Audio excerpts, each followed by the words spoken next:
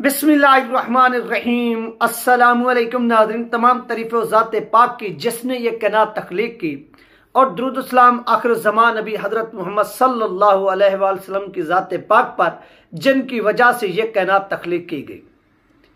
नाज़रीन, आज की वीडियो में हम बात करेंगे नमाज तरावी की, ऐवान सदर की, मस्जिद रहमत लिल आलमीन की, जरदारी की, अल्लामा सआद हुसैन साहब की।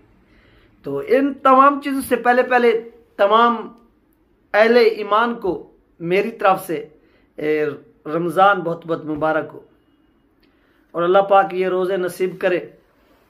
और खुशकिस्मती ये है कि पाकिस्तान में इस मरतबा जो रमज़ान के रोज़े हैं वो बैक वक्त, यानी पेशावर के अंदर भी और पंजाब के अंदर भी, कश्मीर के अंदर भी, गिलगित के अंदर भी और सिंध के अंदर भी, कि यानी सेम यानी एक ही दिन में ये तमाम चीज़ें वकूअ पजीर हो रही हैं। लेकिन ईद का जो मामला होता है वहाँ पर गड़बड़ हो जाती है। पेशावर वाले पहले ईद कर लेते हैं, उनको यानी चांद पहले नज़र आ जाता है, और यहाँ पर जो है वो क्या होता है, ईद दूसरे दिन होती है। मैंने पूरी की पूरी ये हिस्ट्री पढ़ी है कि ये अंग्रेज़ के दौर से ही ये चीज़ें आ रही हैं, यानी दो ईदें आ रही हैं। 1921, 22, 23 का ये सिलसिला है कि वहाँ इसी दौर से क्या हो रहा है कि पाकिस्तान के अंदर ये उस वक्त तो मुत्तहिदा हिंदुस्तान था, जब ये पाकिस्तान नहीं बना था, तो उस वक्त भी पेशावर के अंदर क्या होता था कि अलग ईद होती थी और इधर अलग ईद, यानी एक दिन वहाँ पहले और एक दिन यहाँ बाद में। तो ये सिलसिला चलता रहा है और चलेगा भी, आइंदा भी चलेगा ये, क्योंकि पहाड़ी इलाकों में शायद जो पहाड़ों के ऊपर खड़े हो जाते हैं उनको चांद नजर आता होगा, और जब जनूबी पंजाब के अंदर या पंजाब के अंदर इधर रहते हैं, हमारा मैदानी इलाका है, तो यहाँ पर क्या होता है कि चांद देखने में थोड़ी दुश्वारी होती है। दूसरा यहाँ पर एक ये भी वजह होती है क्योंकि बड़ी बड़ी जो मिलें हैं, फैक्ट्रीज वगैरह, वो पंजाब के अंदर ही हैं, तो यहाँ पर मौसम थोड़ा ख़राब भी रहता है गर्द गुबार की वजह से, यानी जो फिज़ाई आलूदगी है यहाँ पर सबसे ज़्यादा है। तो इस वजह से भी ये सिलसिला हो सकता है कि वहाँ पर चांद नज़र आ जाता है और यहाँ पर चांद नज़र नहीं आता। लेकिन रावलपिंडी वाले कोशिश तो कर रहे हैं कि एक ही ईद हो और एक ही वक्त में रोज़ा हो, यानी तो इस तरह से। तो आज नाज़रीन बात करेंगे जरदारी साहब की। सुनने में आ रहा है कि जरदारी साहब ने कहा कि वो नमाज तरावी एक खड़े होकर नहीं बल्कि व्हील चेयर पर बैठ कर पढ़ेंगे। अब वो पढ़ते हैं या नहीं पढ़ते ये तो अल्लाह बेहतर जानता है, लेकिन उनके इस तरह से स्टेटमेंट आना और उनके चमचों की तरफ से वो भी यानी कौम को दावत दे रहे हैं कि आप भी अपने इस हुक्मरान के नक्शे कदम पर चलकर नमाज तरावी जो है वो लाजमी अदा करें। तो इसलिए नमाज तरावी भी अदा करनी चाहिए इनको, और इनको इस्तगफार भी करना चाहिए। इस्तगफार इसलिए करें क्योंकि ये कौम के रियल हकीकी वोटों से नहीं बल्कि ये एस्टेब्लिशमेंट के झूठे वोटों से क्या है कि इक़्तिदार पर आए। तो इस्तगफार तो इनको करना चाहिए, और यही नेक यानी महीना है, तो इसमें ये अपनी जो बख्शिश है ये करवा लें, क्योंकि लोगों ने मैंडेट के ऊपर डाका डाला और डाका डालकर ये इक़्तिदार पर काबिज हुए। तो दूसरी तरफ से नाज़रीन अल्लामा सआद हुसैन साहब की जो इमामत है उसका इंतज़ार है। मस्जिद रहमत लिल आलमीन में जो यानी लोग सआदत समझते हैं कि हम अल्लामा सआद हुसैन साहब के पीछे नमाज तरावी अदा करें, वो इस चीज़ को अपनी खुशकिस्मती समझते हैं।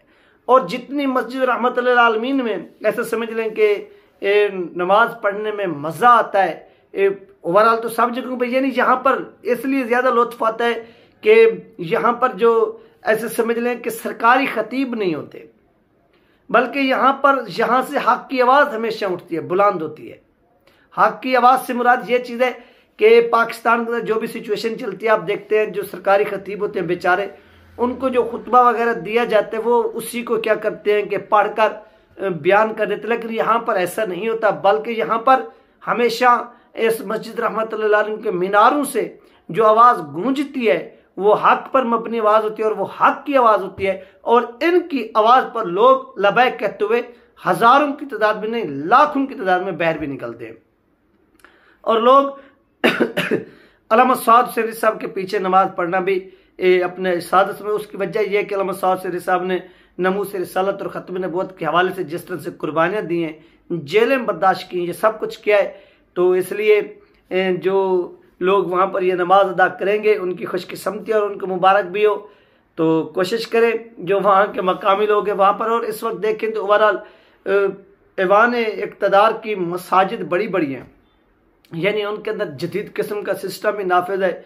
और मस्जिद रहमतुल लिल आलमीन से ऐसे समझ लें कि मस्जिद रहमतुल लिल आलमीन से भी वहाँ पर यानी वो उनकी जो लंबाई चौड़ाई यानी ज़्यादा बड़ी मसाजिद है, लेकिन वहाँ पर इतनी जो पीछे नमाज पढ़ने वाले होते हैं उनकी पब्लिक जो तादाद होती है वो कम होती है। लेकिन मस्जिद रहमतुल लिल आलमीन में पब्लिक की तादाद बहुत ज़्यादा होती है और मस्जिद जो है ना वो फिल हो जाती है, फुल हो जाती है, भर जाती है नमाजियों से। तो ये आप खुद देख लें कि वहाँ पर मसाजिद तो पक्की है लेकिन नमाजी जो हैं वो आपके सामने कच्चे हैं। लेकिन यहाँ पर मस्जिद रहमतुल लिल आलमीन के अंदर मसाजिद बेशक उनके नज़दीक थोड़ी कच्ची है, छोटी है, लेकिन यहाँ पर नमाजी जो हैं वो पक्के हैं। तो ये वो पूरी की पूरी सीन है जो पाकिस्तान के अंदर इस वक्त चल रहा है और हो रहा है। और दुआ करें कि पाकिस्तान के ऊपर अल्लाह पाक जो ना अपनी रहमत फरमाए और पाकिस्तान के ऊपर ये जो गद्दारों का टोला नाफिज हुआ है इस रमज़ान की बरकत क्या है कि अल्लाह पाक इनको हमेशा हमेशा के लिए रहराद करे और इनको इबरत का निशान बनाए। किस लिए बनाए? क्योंकि इन लोगों ने कौम को लूटा है, कौम को गुलाम बनाया है। इसलिए इनके खिलाफ आवाज़ बुलंद करना, आप पहले रोज़े से लेकर आखिरी रोज़े तक जो है ना इनके लिए बद्दुआएं करें। क्यों करें? उन लोगों के लिए करें जो झूठ बोलते हैं, जो कहते हैं कि हमारे इलेक्शन से कोई ताल्लुक नहीं था, ये इलेक्शन चोरी नहीं हुआ, ये फ्री एंड फेयर इलेक्शन हुआ है। सबसे पहले उनके लिए बद्दुआ करें, फिर उनके लिए बद्दुआएं करें जिन लोगों ने क्या किया कि झूठ के रास्ते से इस इक़्तिदार पर बैठे हैं, जो वज़ीर आज़म बनाए, जो वज़ीर आला बनाए, जो प्रेसिडेंट बनाए, जो MNA बनाए, जो MPA बनाए, जो झूठ के वोटों से। उनके लिए आप यानी अगर उनको हाथ से बुरा भला नहीं कह सकते, कम अज़ कम आप दिल में तो उनके लिए बद्दुआ कर सकते हैं। क्यों? ये आपका राइट है, ये आपका हक बनता है। उन्होंने चोरी की है, ये गद्दारी है। फिर आइन से भी, फिर इस्लाम से भी अगर आप उनको माफ़ करते हैं, माफ़ नहीं करना चाहिए बल्कि अपने हक के लिए लड़ना चाहिए। लड़ आप सकते नहीं, हाथ से भी आप रोक सकते नहीं, तो फिर उनके लिए यही एक तरीका बचा हुआ है। इसको आजमाते हैं पूरा रमज़ान, हो सकता है कि इनकी हुकूमत फिर 5 साल ना चल सके और हमारी जो दुआ है वो कबूल भी हो जाए। तो ये नाज़रीन तमाम चीज़ें जो हो रही हैं। बाकी यार अल्लामा साद शरीफ साहब के पीछे इसलिए भी लोग जो ना वो तरावी की नमाज़ पढ़ना, ओवरऑल भी नमाज़ पढ़ना पसंद करते हैं, क्योंकि अल्लामा साद शरीफ साहब फर्स्ट मरतबा यानी जब वो अमीर बने थे, उनका रमज़ान जो था वो जेल में गुजरा था।